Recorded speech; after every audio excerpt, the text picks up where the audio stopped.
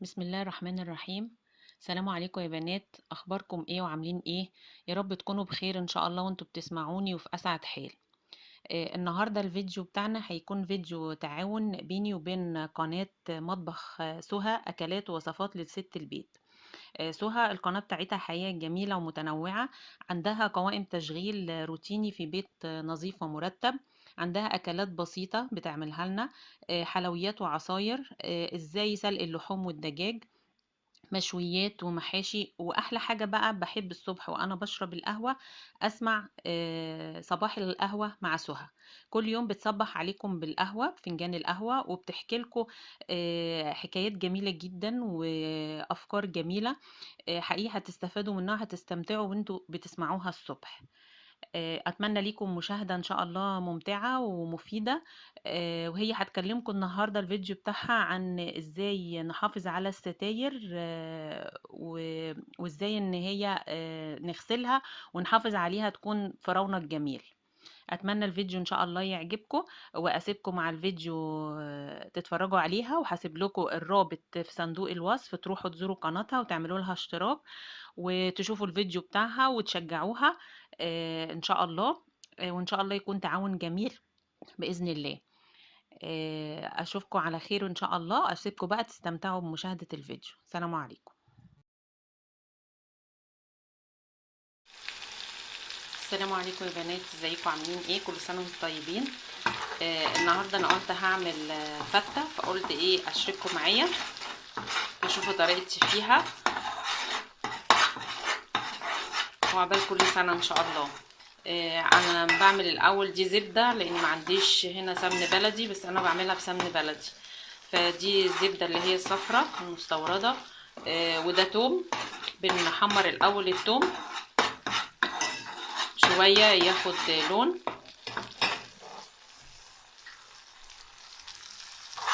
طبعا الفتة دي من الحاجات اللي الواحد بيحبها سواء في العيد او برا العيد، من طعمها الجميل وبجد بتفتح النفس يعني.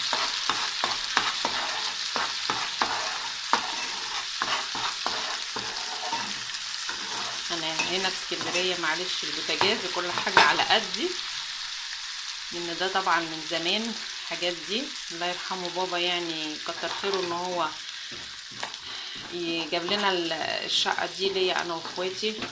الله يرحمه يا رب ويجعله كده في جنات النعيم ان شاء الله هو وماما.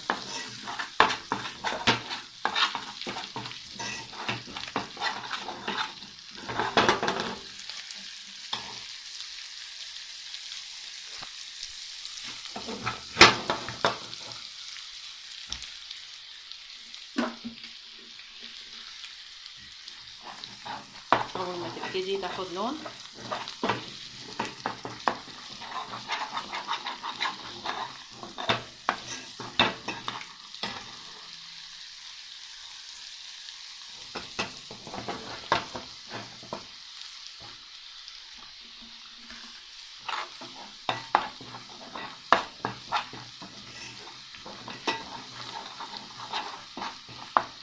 نبتدي بقى ايه نطش الخل عليها.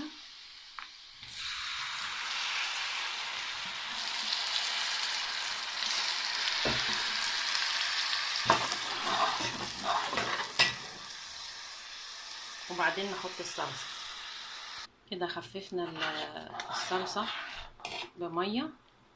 هو التوم فيها كده كتير، احنا بنحبه كده التوم يبقى فيها كتير علشان يبقى طعمها يعني جميل.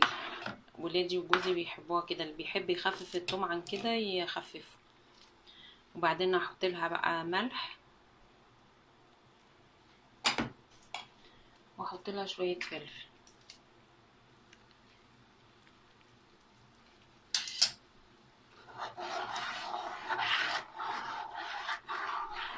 نبتدي بقى نقلب فيها لغايه لما تتسبك معانا شويه كده والسمن يبتدي يظهر فوق الوش. نروح طافين عليها، ودي اول ايه حاجه نعملها الصلصه. نشوف بعد كده باقي الخطوات. هنبتدي نعمل بقى العيش البلدي، احنا بنكسره كده اهو وايه، ونحط له حته سمنه برضو يستحسن لو بلدي عشان يبقى ايه طعم حلو. ونبتدي بقى ايه السمنه هي الزبده بس عشان تسيح مني، ونبتدي نقلب العيش فيه. تقلبي في العيش بس ايه يستحسن طبعا العيش ناشف يبقى اطعم يعني. تقلبي فيه شويه، وطبعا واحنا بنعمله كده على النار هنروح حاطين ايه مستكه. المستكه دي بتديله ريحه وطعم جميل.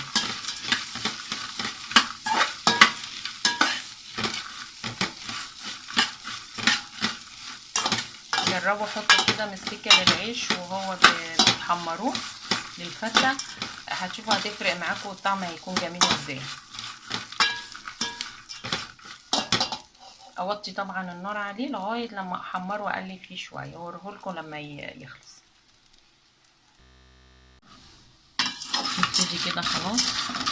على فكره ده من العيش ما اتحرقش ولا حاجه عشان محدش يعلق ويقول لي ده اتحرق، هو اصلا متحمص كده من الفرن، لان ده بيبقى العيش اللي هو رقيق كده، مش العيش البلدي التخين الحلو بتاع الفران البلدي اللي هي المدعم، لا ده السياحي يعني.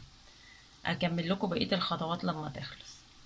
بصوا بقى معايا الخطوه دي، احنا العيش هنديه دوبك بالمرقه، مش هنحط كتير علشان خاطر ما يبقاش عجينه، يبقى طعمه جميل معانا في الفته.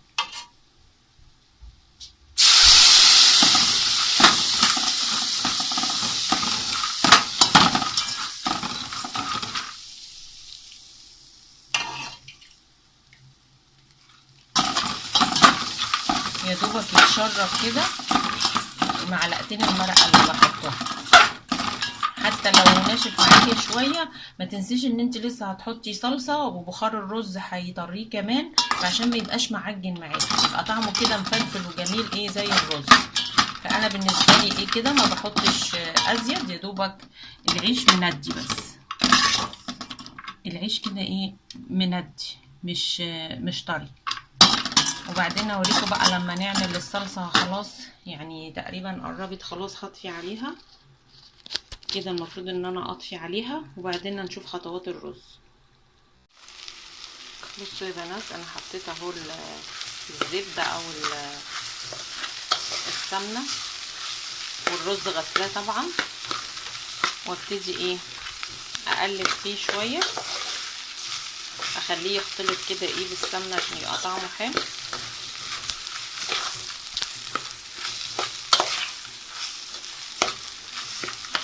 وانا مجهزه ميه بملح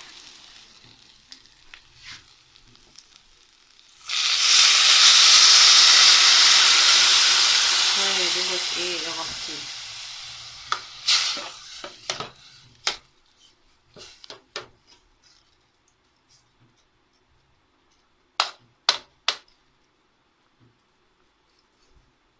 محتاج شويه كمان.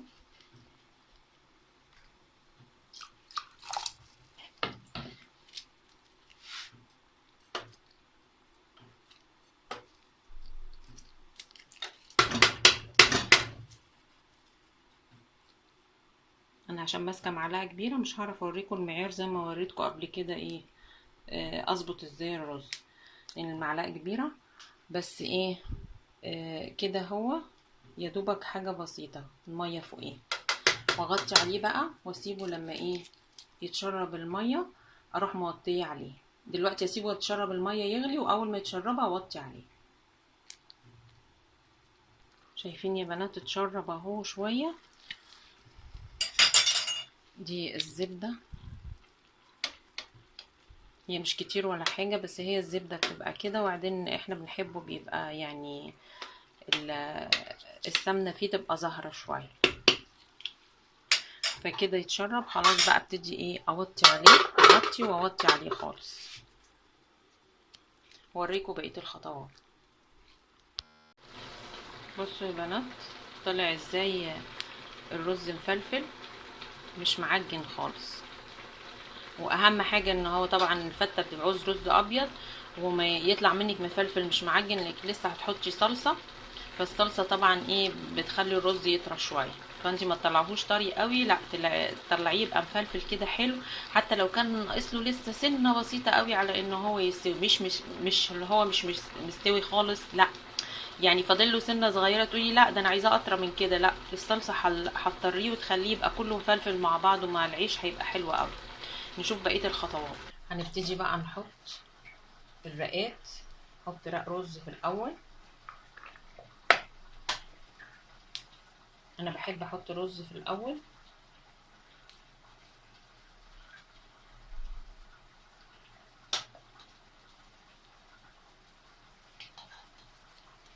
وبعدين ابتدي احط له صلصه.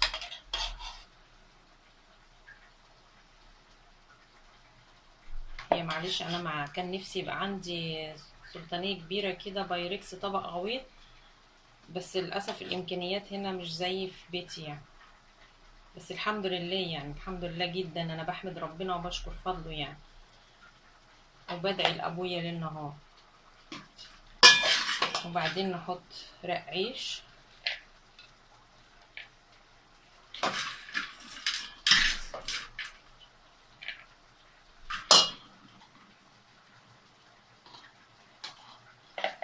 نحط صلصه تاني، احنا بنحبها كده.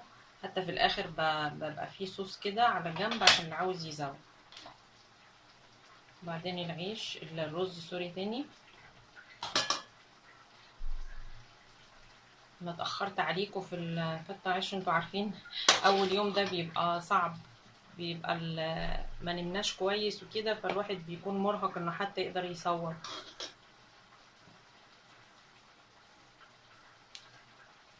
كده وابتدي وهكذا طبقات لغايه ما اخر طبقه هتبقى رز، وهوريكم ازاي. وادي طبق الفتة يا بنات بعد ما خلص لحمه. وكل سنه وانتم طيبين.